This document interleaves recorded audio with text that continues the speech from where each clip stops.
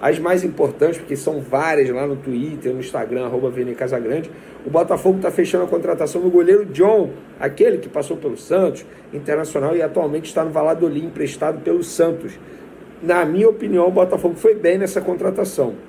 Ele chega para ser o substituto do Lucas Perry, vendido ao Lyon, que se transferiu ao Lyon.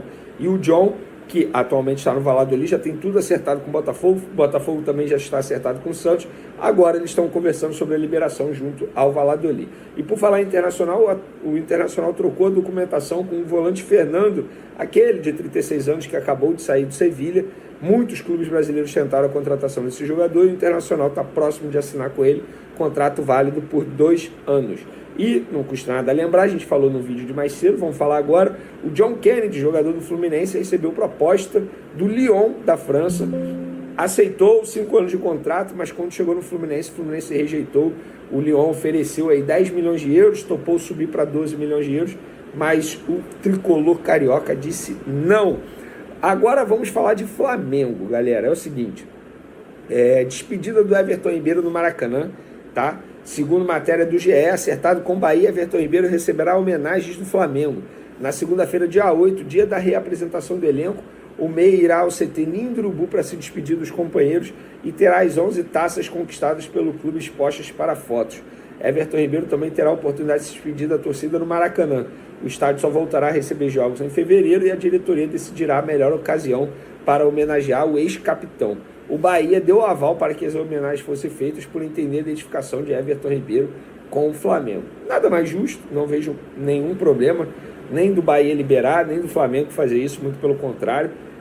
Estamos falando de um ídolo, estava no Flamengo aí desde 2017, conquistou muita coisa com a camisa do Flamengo, mas digo e repito, a postura do Flamengo, na minha opinião, foi correta, a do jogador também foi correta na visão dele, ninguém é obrigado a aceitar nada, não existe certo e errado nessa história, existe negócio. O Flamengo ofereceu 1 ano, ele não quis 1 ano, ele queria mais tempo de contrato, não entraram no acordo e vida que segue, ele vai ser feliz lá no Tricolor de Aço, sem nenhum problema. Um jogador super sério, cara família, torço muito pelo sucesso dele lá no Bahia, que ele seja muito feliz. E aqui no Flamengo, digo e repito, na minha opinião, o ciclo dele havia chegado ao fim. Eu não daria nem 1 ano de contrato. A diretoria deu, mas o jogador não quis aceitar. E vida que segue. Vamos falar aqui de Flamengo, porque segundo o parceiro Ademir Quintino, jornalista sério que acompanha o dia a dia do Santos, o Flamengo está interessado na contratação do zagueiro Joaquim dos Santos. Pois bem, muita gente vai perguntar assim, beleza, você está interessado no Joaquim e o Léo Ortiz. Galera, o Flamengo continua tentando a contratação do Léo Ortiz. Em falar nisso, eu até publiquei mais cedo, lá no meu Twitter, sobre Léo Ortiz e Vina, porque a gente vê muita coisa sendo dita, dizendo que o Flamengo desistiu do Vina, que o Flamengo não quer mais contratar o Vina, e eu publiquei o seguinte, sobre Léo Ortiz e Vina, o Flamengo não desistiu dos 2 atletas. Bragantino e Roma recusaram as ofertas do Fly e pedem mais. Agora os empresários e os jogadores conversam com os respectivos clubes para conseguir a liberação. Internamente, há um deadline, né, que é um prazo limite ali, outros nomes já foram mapeados e são plano B. Tanto Léo Ortiz quanto Vina foram pedidos de Tite e são prioridades. E eu ainda emendei dizendo o seguinte, no caso do Léo Ortiz, em um determinado momento até teve um acordo encaminhado, mas depois o Bragantino recuou e fez novas pedidas financeiras. Já na situação do Vina, a Roma em nenhum momento topou vender pelos valores oferecidos pelo Flamengo, 6 milhões de euros, e pediu 10 milhões. Os empresários de Léo Ortiz e Vina continuam tentando a liberação. Então o Flamengo, pelo menos a minha apuração é essa, o Flamengo continua tentando a contratação desses jogadores. E por falar em contratação, o Flamengo pode, ou melhor, segundo o empresário do Yuri César, jogador, cria da categoria de base do Flamengo, atacante, atua de ponta esquerda, às vezes ponta direita, faz um papel de meia, mas ele rende muito mais aberto pela ponta esquerda. Hoje ele está no Al-Ahly, passou pelo Fortaleza também, e segundo Ciro Almeida, que é um dos empresários do jogador, o Flamengo tem interesse em tentar o empréstimo, ou seja, repatriar esse jogador por empréstimo junto ao Al-Ahly.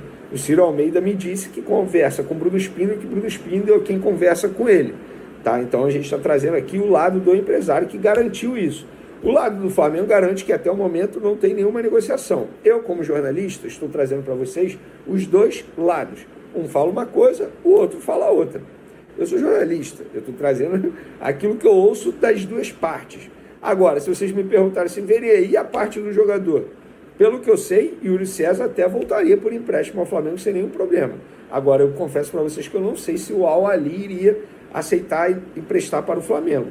Mas, além do Yuri César, nesse time tem o Mateusão e o Guilherme Bala, 2 jogadores que passaram pelo Flamengo. E esses 2 jogadores estão se destacando lá. Atualmente, o Yuri César é considerado reserva no time do Al-Ahly.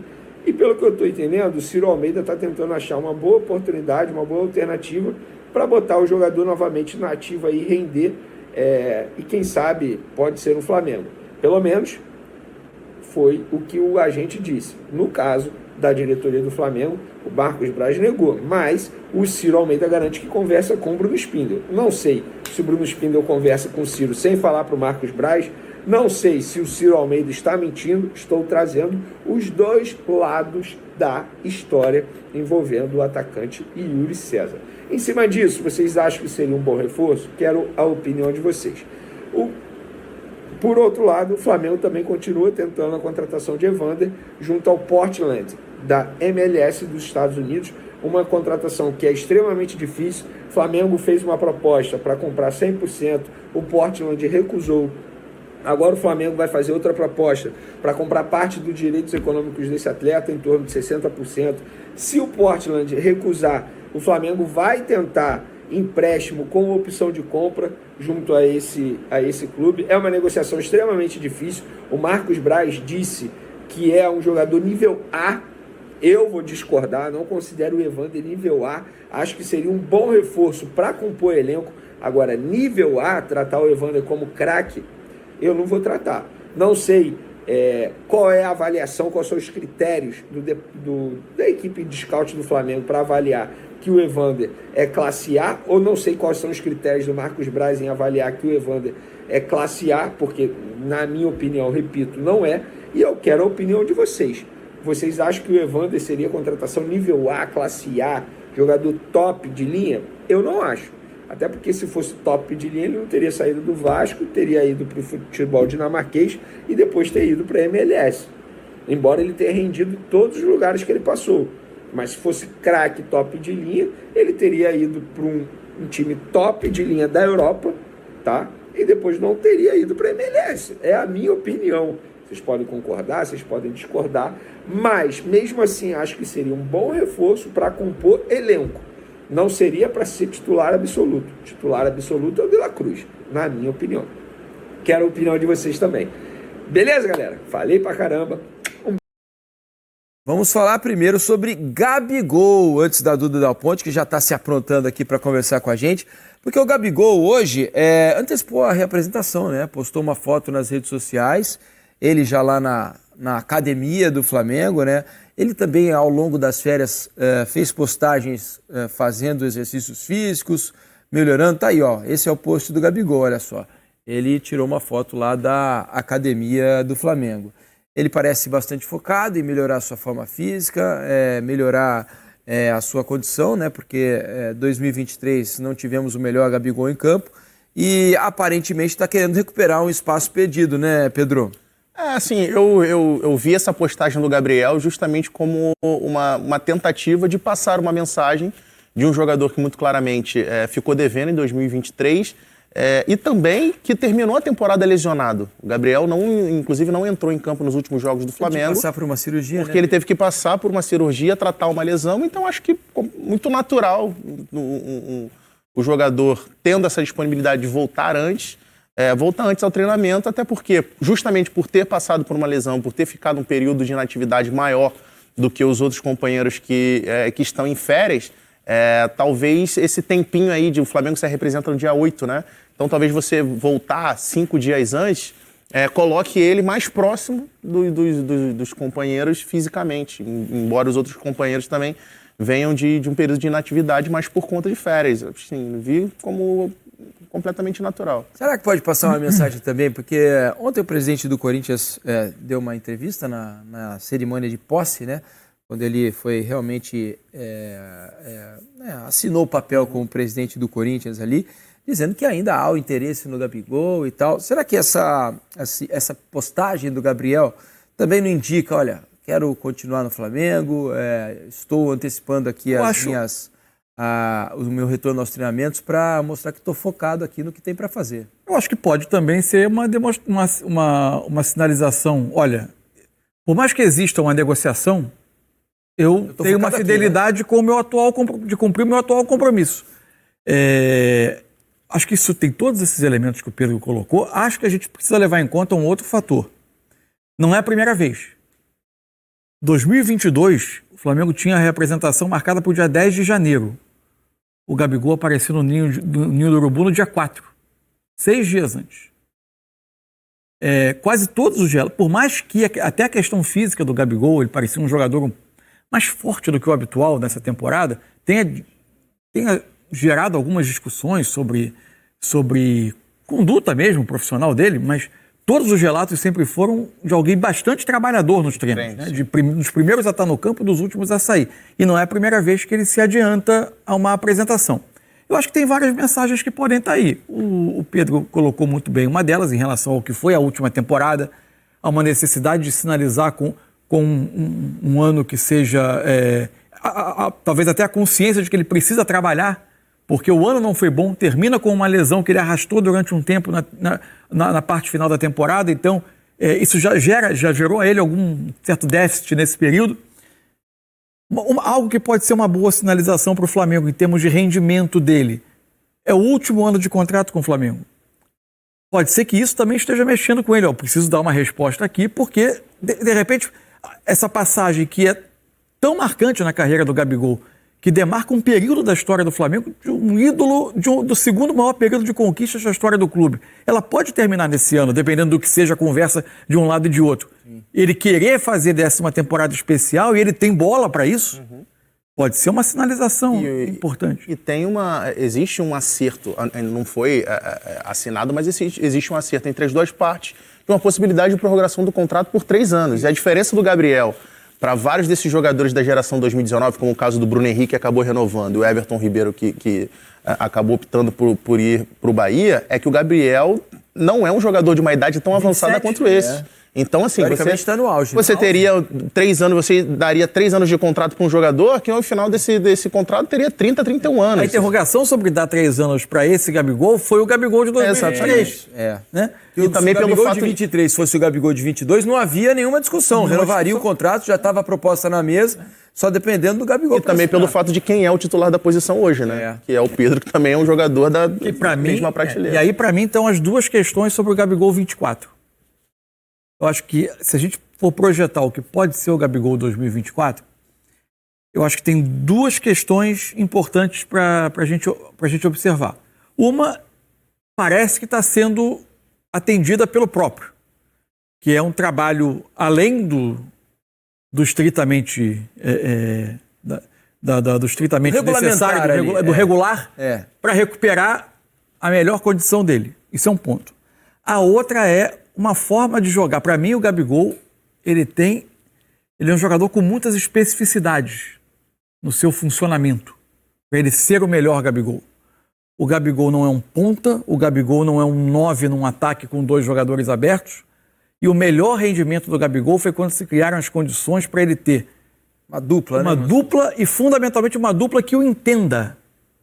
O que o Gabigol, para mim, tem de melhor? É a capacidade. Ele precisa sair da linha de ataque, sair da área para retornar à área.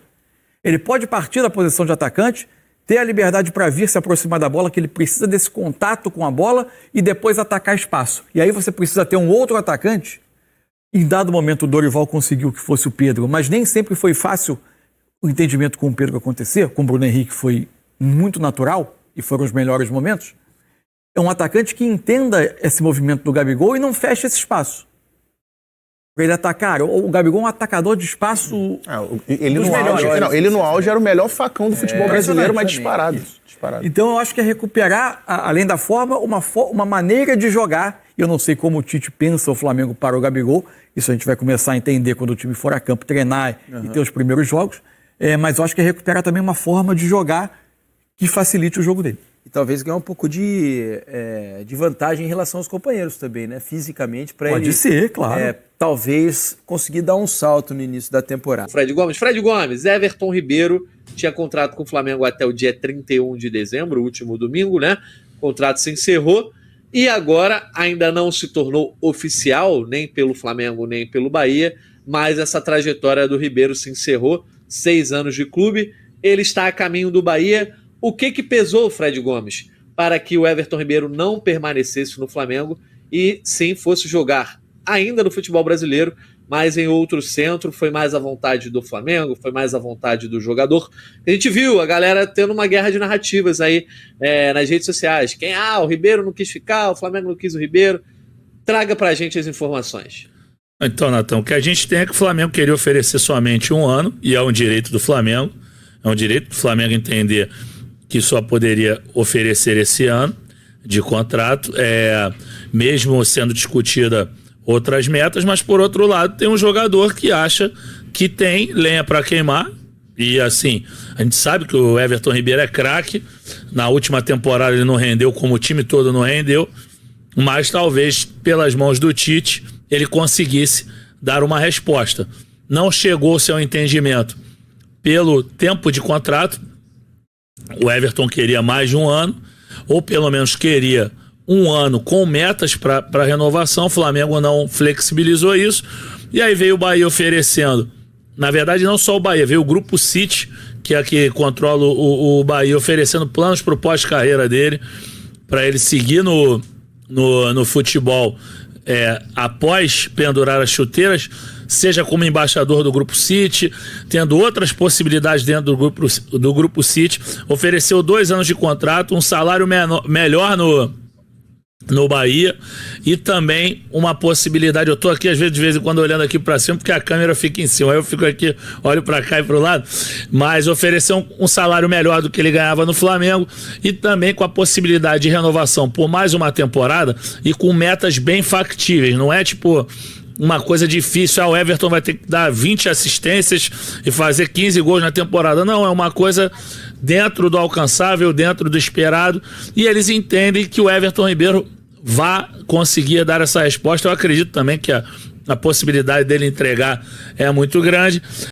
Saudações rubro-negras, sejam todos muito bem-vindos ao nosso canal Mengão News Oficial. Então é isso aí, rapaziada, essa aqui foi mais uma informação aí do mais querido do Mengão, né? E já comente aqui, rapaziada, o que você achou, né? Do Flamengo aí, tá tentando contratar o Evander, né? Também tá tentando contratar Joaquim, jogador do Santos. Seria bons reforços aí para completar, né? Para complementar o elenco do Flamengo. Deixa aí nos comentários a sua opinião, que é muito importante, rapaziada. Também sobre a saída do Everton Ribeiro, né? Muitos se falam aí, não sei por que tá essa zoada toda, né? Já que a diretoria do Flamengo propôs, né, um contrato para o Everton Ribeiro e ele não quis aceitar esse contrato, né?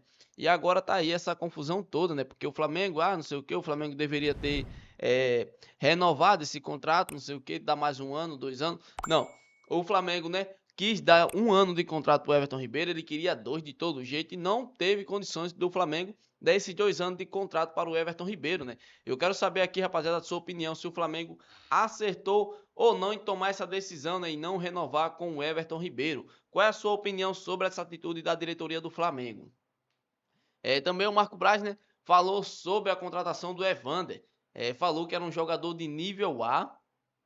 Mas será que se o Flamengo realmente fechar com o Evander chegaria para ser um titular do Flamengo? Será que chegaria para ser aquele cara que ia resolver os problemas? Acredito muito que não, como o Vene Casagrande falou, né? Na minha opinião, né, o Evander chegaria mais para ser um jogador que ia complementar o elenco, né? Ia ser aquela peça ali no banco de reserva, né, que ia suprir as necessidades quando precisasse. Essa aqui, rapaziada, é a nossa primeira informação aqui desta quinta-feira. Espero que vocês tenham gostado. Se você ainda não é inscrito, já se inscreva no nosso canal, que é muito importante. Ative o sininho de notificações para você receber as notícias do Flamengo diariamente. Em breve voltarei com mais informações do Flamengo.